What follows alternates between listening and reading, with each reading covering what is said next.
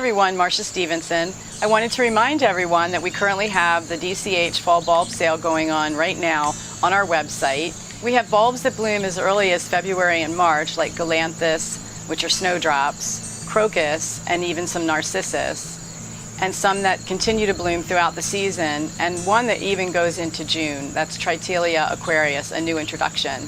We even have species tulips that grow only 4 inches tall and are best sited at the front of your border. So this is the seed head from one of my favorite bulbs, Allium Chabertii. I've been growing this for a number of years, and I just love the way the size of the seed head. When they're in bloom, they have beautiful fluorescence on the end in pink, and they're fairly low growing, although this one you can see the stem is pretty long. They usually grow about 8 to 10 inches high, so they look great in the front of the border as well. They kind of give you that fireworks sort of look. So place your order within the next few weeks.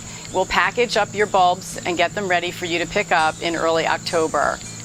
Planting time is any time in the middle of October until frost, so you have plenty of time to figure out where you want to put your bulbs.